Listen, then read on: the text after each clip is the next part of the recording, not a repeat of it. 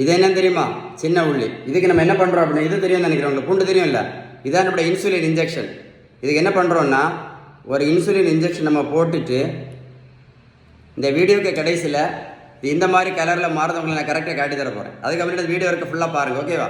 இந்த உலகத்தில், தமிழ்நாட்டில் கிடையாது, இந்த உலகத்தில் சுகருக்கும் ப்ரெஷருக்கும் மாத்திரை மட்டும் சாப்பிட்டதுனால யாருக்கா சரியாக இருக்கா?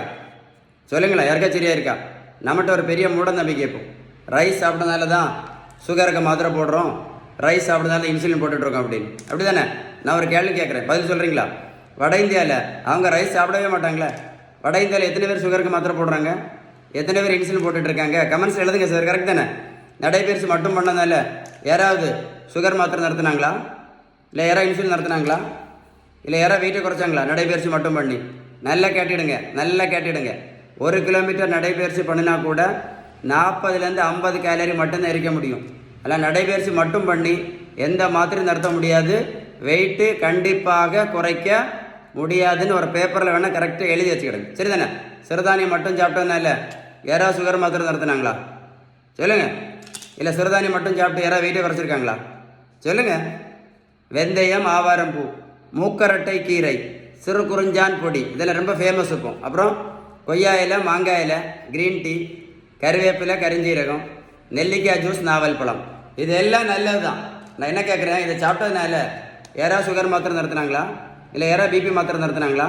சுகருக்கு ஒரே ஒரு மாத்திரை போட்டுட்டு இருந்த சுகர் பேஷண்ட், சுகருக்கு மட்டும் 4 மாத்திரை இருக்கும்.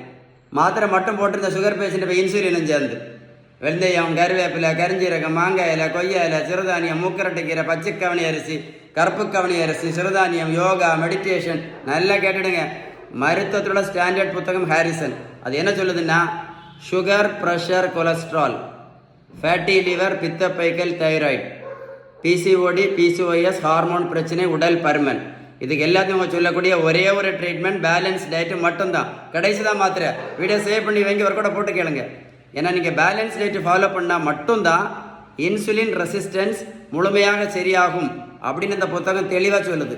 நீங்கள் பேலன்ஸ் டயட் கடைபிடிக்காமல் மாத்திரை இன்சுலின் மட்டும் போட்டுட்டு இருந்தீங்கன்னா இன்னும் 50 வருஷம் இதே மாத்திரை இதே இன்சுலின் போட்டாலும் நோய் கண்டிப்பாக சரியாகாதுன்னு யார் சொன்னால்?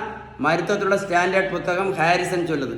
உங்களுக்கு பேலன்ஸ் டயட் பற்றி ஏதாவது சந்தேகம் இருந்தால் கண்டிப்பாக இந்த நம்பரில் கால் பண்ணி பேசுங்க.